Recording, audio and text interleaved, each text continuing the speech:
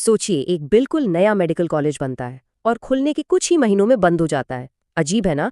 आज हम जम्मू की इसी कहानी को समझने की कोशिश करेंगे, Shri Mata Vaishno Devi institute of medical excellence की। एक ऐसा इदारा जो डॉक्टर बनाने के लिए बना था, लेकिन खुद एक बड़े तनाज़े का शिकार हो गया। जरा तसव्वुर करें, मुल्क भर में लोग नए मेडिकल कॉलेजों के लिए जिद्दोजहद करते हैं, लेकिन यहाँ जम्मू में एक चलते हुए कॉलेज को बंद करवाने के लिए लड़ाई लड़ी गई। एक बिल्कुल नया और इंतहाई ज़रूरी मेडिकल कॉलेज अचानक और चौंका देने वाले अंदाज में बंद कर दिया गया। तो आखिर सवाल यही है, ऐसा क्या हुआ कि एक नया और इतना ज़रूरी मेडिकल कॉलेज खुलते ही बंद करना पड़ा? आइए इसी गुत्थी को सुलझाते हैं। और अंजाम क्या हुआ? बिल्कुल साफ और सीधा। नेशनल मेडिकल कमीशन यानी एनएमसी ने इस कॉलेज की एमबीबीएस कोर्स की इजाज़त ही वापस ले ली। मतलब ये कॉलेज अब डॉक्टर नहीं बना सकता था। बात खत्म। लेकिन सवाल यह है कि नौबत यहाँ तक पहुंची कैसे? देखिए, ये सब कुछ अचानक नहीं हुआ। इसके पीछे थे शदीद और टारगेटेड एहतजाज, और इन एहतजाजों की टाइमिंग वो बहुत कुछ बताती है। कॉलेज बंद होने के फैसले से ठीक कुछ घंटे पहले एक नया ग्रुप SMVD संघर्ष समिति जम्मू सेक्रेटेरिएट के बाहर जोरदार एहतजाज करता है। अब ये ग्रुप कौन था और इनका मुतालबा क्या था? उनका मौक़िफ़ बहुत सीधा था। उनका कहना था कि ये कॉलेज हिंदू अक़ीदतमंदों के चंदे से चलता है, तो फिर यहाँ गैर हिंदुओं, ख़ासतौर पर मुसलमानों को दाखिला क्यों मिल रहा है? और इस गुस्से की वजह बने ये आदाद-ओ-शुमार। जो पहली दाखिला लिस्ट आई, उसमें मेरिट पर क्वालिफाई करने वाले 50 में से 47 तालिब-इल्म मुसलमान थे। ये वो स्टूडेंट्स थे जिन्होंने नीट का इम्तिहान अपनी मेहनत से पास किया था। अच्छा, इस पूरे एहतजाज को समझने के लिए ना हमें इन मुजाहिरीन की तारीख को भी देखना होगा। ये जो ग्रुप था SMVD संघर्ष समिति, ये कोई नया नहीं था जो अचानक से सामने आ गया हो। कहा जाता है कि ये समिति एक पुराने ग्रुप का ही एक नया रूप है, जिसके लीडर भी वही हैं और सोच भी वही है जो पहले भी इस इलाके में तनाज़ात की वजह बनती रही है। और जब हम उनकी तारीख देखते हैं तो एक पैटर्न नज़र आता है।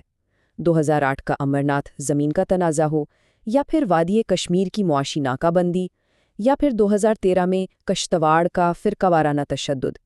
इसी तरह के ग्रोहों ने जम्मू बंद की कॉल दी थी, और अब इनकी तवज्जो वैष्णो देवी श्राइन बोर्ड पर थी। यहाँ से मामला थोड़ा पेचीदा हो जाता है, क्योंकि अब बात कानूनी और आईनी सवाल पर आ जाती है, और ये सारा सवाल श्राइन बोर्ड की हैसियत के गिर्द घूमता है। तो ये श्राइन बोर्ड है क्या? सीधी सी बात है, ये एक कानूनी इदारा है जिसे 1988 में एक रियासती कानून के तहत बनाया गया था ताकि वो मज़ार का इंतज़ाम संभाल सके। और ये ही सबसे बड़ा और दिलचस्प नुक्ता है। देखें, एक तरफ तो ये बोर्ड एक रियासती कानून से बना है, इसका चेयरमैन गवर्नर होता है, तो इस हिसाब से ये एक सरकारी इदारा हुआ। और आइन के आर्टिकल 14 और 15 के मुताबिक सरकारी इदारा मज़हब की बुनियाद पर कोई भेदभाव नहीं कर सकता। लेकिन दूसरी तरफ उसके पैसे सरकारी ख़जाने से नहीं आते, बल्कि अक़ीदतमंदों के चंदे से आते हैं। और इसी बात को बुनियाद बनाकर संघर्ष समिति कहती है कि भाई ये तो एक मजहबी ट्रस्ट है जिसे आइन के आर्टिकल 26 के तहत अपने मामलात खुद चलाने की पूरी आज़ादी है। अच्छा, एक तरफ ये सारे एहतजाज और कानूनी बहस चल रही थी, तो दूसरी तरफ हुक्काम ने कॉलेज बंद करने की एक सरकारी वजह भी बताई।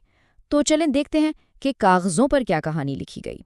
नेशनल मेडिकल कमीशन ने कहा कि जी हमने इजाज़त इसलिए वापस ली क्योंकि कॉलेज का इंफ्रास्ट्रक्चर ठीक नहीं था और वहाँ फैकल्टी और अमले की भी शदीद कमी थी। इनके मुताबिक एक अचानक इंस्पेक्शन में ये सारी खामियां सामने आईं।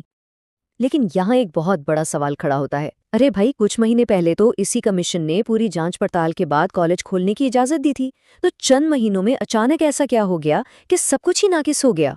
ये जो टाइमिंग है ना, कि एक तरफ एहतजाज हो रहा है और दूसरी तरफ कॉलेज पर ताला लग रहा है, ये बहुत से सवाल उठाती है। तो अब सारी तस्वीर को जोड़कर देखते हैं। क्या ये फैसला खालिसतन मेरिट की बुनियाद पर था? क्या इसमें सियासत का कोई अमल दखल था, या फिर इसके पीछे मजहबी मुहर्रिकात काम कर रहे थे?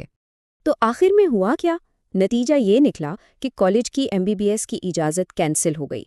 इन 50 स्टूडेंट्स को दूसरे सरकारी कॉलेजों में ट्रांसफ़र कर दिया जाएगा। और श्राइन बोर्ड की कानूनी हैसियत का वो जो बड़ा सवाल था, वो आज भी वहीं का वहीं बगैर किसी जवाब के खड़ा है। तो आखिर में ये कहानी हमें दो अलग अलग तस्वीरें दिखाती है। एक तरफ کچھ لوگ مذہب بچاؤ کی مہم میں مصروف تھے، اور دوسری طرف کچھ نوجوان تھے جو دن رات محنت کر کے اپنی قابلیت کی بنیاد پر میرٹ پر میڈیکل سیٹیں حاصل کر رہے تھے۔ اور یہی تضاد ہمیں ایک آخری اور سب سے اہم سوال پر لا کر چھوڑ دیتا ہے کہ اصل میں خطرے میں کیا ہے، مذہب یا کیریئر؟